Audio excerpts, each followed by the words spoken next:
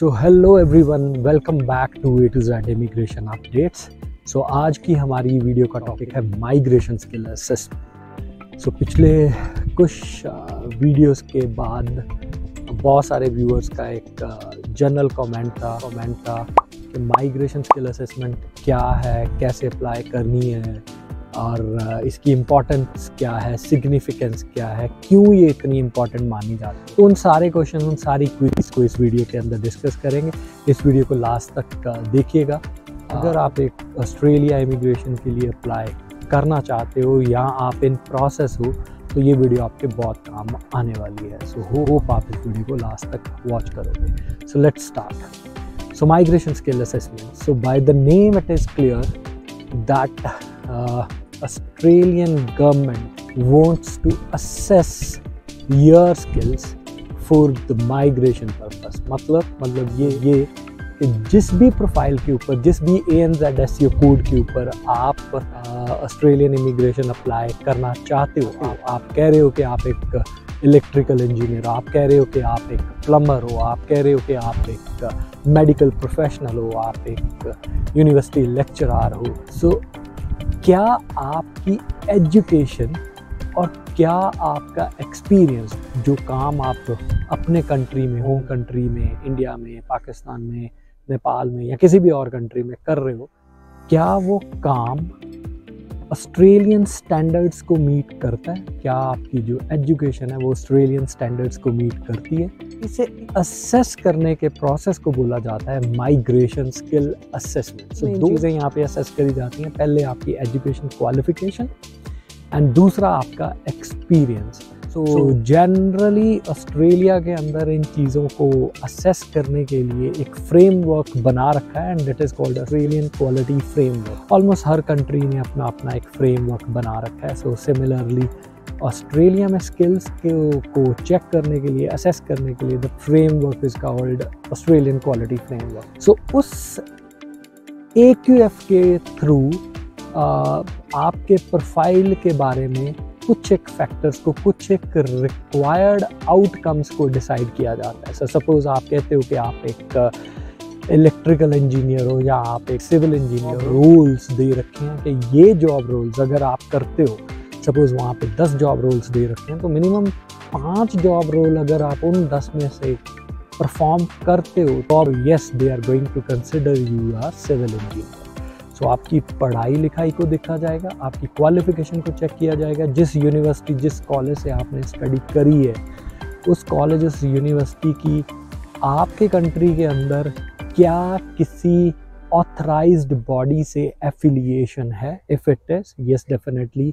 और आपकी पढ़ाई के अंदर, आपके एजुकेशन के अंदर जो सब्जेक्ट्स आपने स्टडी करे, क्या वो ऑस्ट्रेलियन क्वालिटी फ्रेमवर्क को मीट करते हैं, मैच करते हैं? क्या ऑस्ट्रेलियन स्टैंडर्ड्स को मैच करते हैं?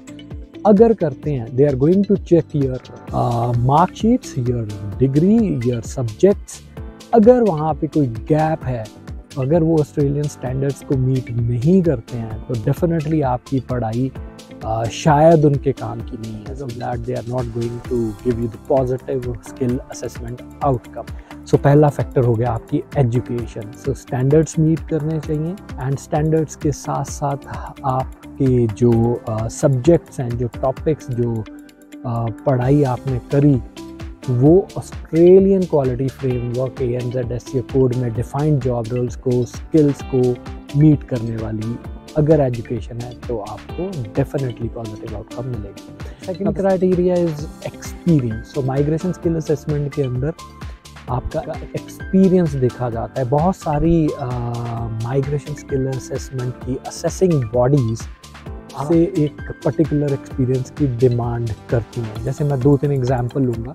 So there is a body called ACS, Australian Computer Society. So Australian Computer Society mainly IT professionals, software engineers, आपके network and system administrator, web developer, web designer, so ऐसे कुछ profiles को, software testing के profiles को assess करती है।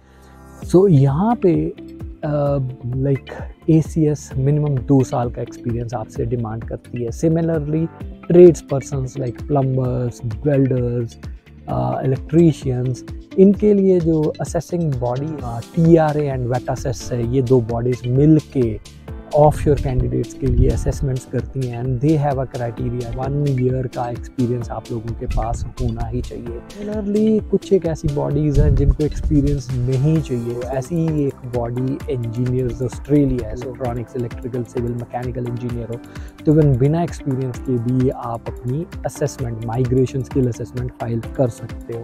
सो but they do have some other criterias, like वो आपसे कॉम्पिटेंसी डेमोन्स्ट्रेशन रिपोर्ट डिमांड करते हैं।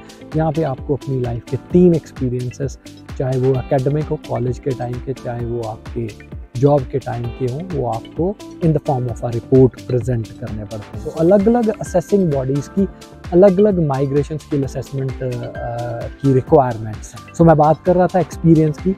सो लाइक असेसिंग बॉडीज़ के ऊपर डिपेंड करेगा कि वो आपसे कितना एक्सपीरियंस, मिनिमम एक्सपीरियंस डिमांड करेंगी फॉर फाइलिंग। सो इसके ऊपर हम लोगों ने डिफरेंट असेसिंग बॉडीज़ का कितने साल का एक्सपीरियंस है, इसके ऊपर हमने एक और वीडियो बना रखी है, आप उसे भी देख सकते हो। So coming to the point, so migration skill assessment is the first you can say step towards your Australian immigration journey. So आप सबसे पहले डिसाइड करोगे कि आपको कौन से प्रोफाइल पे अपनी माइग्रेशन स्किल असेसमेंट फाइल करनी है। सपोज आपके एक से ज़्यादा एक्सपीरियंसेस हैं, तो मैंने एक और वीडियो में ये एलैबोरेट किया है कि कैसे आप डिसाइड करोगे कि दोनों में से या तीनों में से कौन से एक्सपीरियंस के ऊपर आप फाइल करोगे। डिपेंडिंग अपॉन द एक्सपीरियंस आप माइग्रेशन स्किल असेसमेंट बॉडी आपको पता चलेगी एंड उस असेसमेंट बॉडी का क्राइटेरिया आप स्टडी करोगे और उस क्राइटेरिया के कॉरस्पॉन्डिंग आप अपनी डॉक्यूमेंटेशन प्रेपरेशन स्टार्ट करोगे। मैं माइग्रेशन स्किल असेसमेंट बॉडी का क्राइटेरिया बोलता हूँ तो इट इज़ अबाउट कितना एक्सपीरियंस आपसे वो डिमांड कर रहे हैं, किस तरह की एजुकेशन डिमांड कर रहे हैं। बहुत से ऐसे प्रोफाइल्स हैं जिन पे आपके पास कई बार फॉर्मल एजुकेशन नहीं होती। सपोज़ आप एक पेंटर हो, आप एक प्लम्बर हो, आपके पास फॉर्मल एजुकेशन नहीं है, but in that case they give you an option कि आपके पास 5 साल का, 6 साल का एक्सपीरियंस हो, तो वो एक्सपीरियंस को they accommodate for your education. This is one another way. इसे रिक्वायरमेंट प्रायर लर्निंग RPL के नाम से भी जाना जाता है। सारी असेसिंग बॉडीज़ आपको एक्सपीरियंस के बेसिस पे, अगर आपके पास रेलेवेंट एजुकेशन नहीं भी है, तब भी आपकी प्रोफाइल को असेस कर देती हैं। एक और बड़ा फैक्टर जो माइग्रेशन स्किल असेसमेंट में आपसे डिमांड किया जाता है, that is the requirement for your English language capability. So जो आपकी इंग्लिश लैंग्वेज कैपेबिलिटी है, इसको भी कुछ एक असेसिंग बॉडीज़ फाइलिंग से पहले, स्किल असेसमेंट से पहले आपसे डिमांड करते हैं, जैसे कि इंजीनियर्स ऑस्ट्रेलिया, जैसे कि CPA, जैसे कि AITSOL जो टीचर्स के प्रोफाइल को असेस करती हैं। सो ये कुछ एक बॉडीज़ हैं जो आपसे before filing the migration skills they demand you to provide the proof और द डॉक्यूमेंट कि आपकी जो लैंग्वेज कैपेबिलिटी है, specially command over the English, is good. So this is the another factor जो माइग्रेशन स्किल असेसमेंट के लिए आपको पहले से पता होना चाहिए। According to the assessing body आपको तैयार करना पड़ेगा। सो तीन मेन फैक्टर, आपकी एजुकेशन क्वालिफिकेशन, नंबर 2 आपका एक्सपीरियंस, नंबर 3 आपका इंग्लिश एलिजिबिलिटी कैपेबिलिटी। सो ये 3 मेजर फैक्टर्स रहते हैं जो आपकी माइग्रेशन स्किल असेसमेंट एप्लीकेशन को इम्पैक्ट करते हैं या इम्पॉर्टेंट हैं। और ये सबसे पहला स्टेप है। अगर आपके पास पॉजिटिव माइग्रेशन स्किल असेसमेंट है, then only you can go for the second factor, you can say second step, which is called expression of interest filing. So I hope आपको माइग्रेशन स्किल असेसमेंट क्या है, कौन सी चीज़ें इसके लिए important है, समझ आया होगा। So if you want to discuss it further, आप डिस्क्रिप्शन में दिए हुए लिंक पे जाके क्लिक कर सकते हो, अपनी कुछ डिटेल्स हमारे साथ शेयर कर सकते हो और हम आपके साथ आपके पर्टिकुलर प्रोफाइल पे माइग्रेशन स्किल असेसमेंट कैसे होगी, कौन से डॉक्यूमेंट्स, कौन सी चीज़ें रिक्वायर्ड होंगी और प्रोसेस कैसे रहेगा, आपको एक्सप्लेन कर सकते हैं। So that's it. I hope you must have learned a lot from this video. So please इस वीडियो को पूरा देखने के बाद अगर अच्छा तो आप इस चैनल को सब्सक्राइब कर दीजिएगा, वीडियो को शेयर कर दीजिएगा और लाइक भी कर दीजिएगा। Thank you, thanks a lot, thanks for watching this video.